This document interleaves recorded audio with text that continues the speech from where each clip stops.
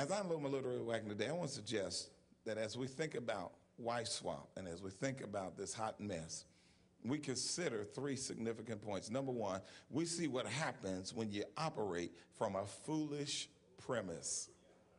That's my first point. We see what happens when you operate from a foolish premise. What happens? Here it is. You will manipulate relationships of convenience. Remember, it was Leah who cooperated with her daddy, Laban, to trick Jacob into thinking that he was marrying Rachel when in essence they had played a switcheroo game. And even, after consummating the relationship, it took the next morning for Jacob to sober up and discover the game that had been played on him. Leah believed in tricking a man into marriage. And after tricking him into marriage, she now questions whether he loves her. I don't know who I'm talking to today. But it's hard for people to trust you and to treat you the way you ought to be treated when you're tricking them into the relationship. It's hard to develop the intimacy that the relationship ought to have when the relationship begins with deception. Whenever dishonesty is in the picture, it's hard to become devoted to the individual, no matter what the circumstances and situations are. Oh, Pastor, but you don't know the situation. You don't understand the circumstance.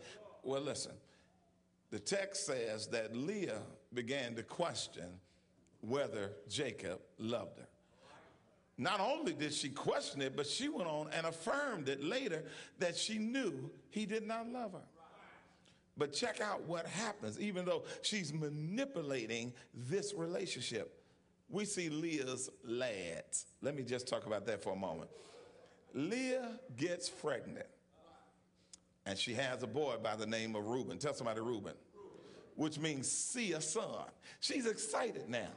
I'm having a son. I'm presenting to Jacob a boy. He ought to be happy because boys represent the pride of life. And the first thing that a husband wants to know is that his wife can give birth. But then not only that, but then he wants a boy because boys carried the weight in biblical days. And so in the light of that, she's excited, she's delighted, but she's the only one that's happy about it. She has this boy, and she thinks that Jacob is going to be excited because this is his first son, his first child, and that this is just a perfect picture. But the reality is, Jacob is not excited. She has a second son named Simeon. Tell somebody Simeon, which means hearing or heard. He was, in essence, for Leah, God's answer to her prayer. Oh, God answered my prayer. I prayed for another son. I figured that maybe if we have two, then that'll seal the deal. Twice as nice. That's in verse 33. But then she has a third son, Levi, which means joined or attachment. Oh, he's attached to me now. Oh, he won't let me go now because we've got 3 children. He doesn't want to pay this kind of child support. Oh, he understands it's cheaper to keep her now.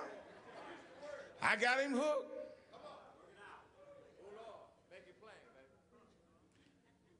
She has a fourth son, Judah, which means praise. He was Leah's adoration. And so she's praising God for Judah. Oh, we have 4 children. We're 4 deep. Oh, I know he loves me now. Oh, we're tight. We're right.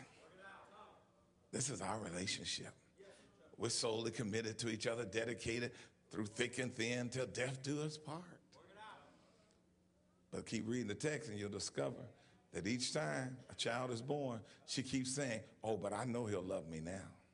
Which means that in some way or another, she knows in her heart and in her mind that he still doesn't love her.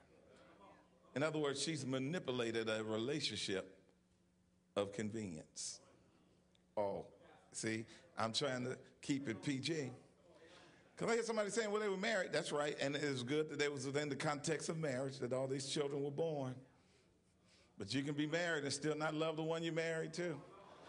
You can be married and not be in love.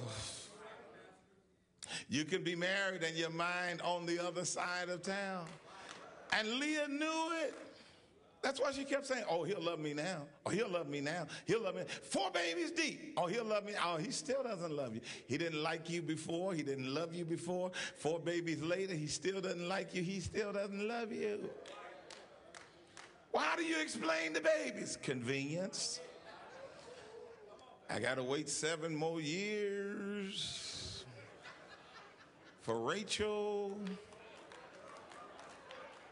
The law says I'm married to Leah. Her daddy says I'm married to her. I got to take her home whether I like this old ugly girl or not. You know, the Bible says she had weak eyes, meaning she was not as attractive as Rachel.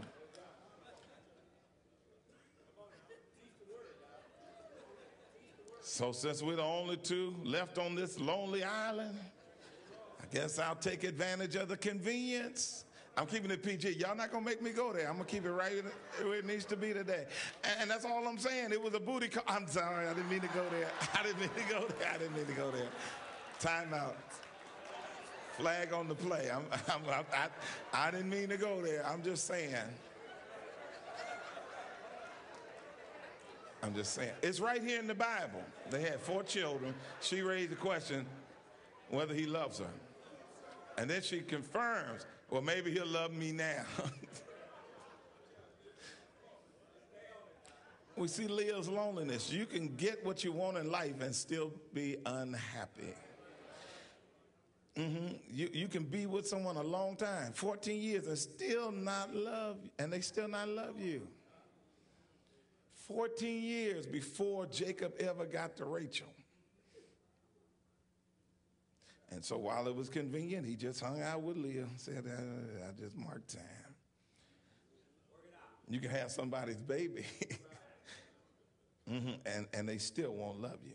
In other words, what Jacob was saying is, this is just my baby's mama. We went half on a baby. A baby is not going to cause him to like you or love you anymore.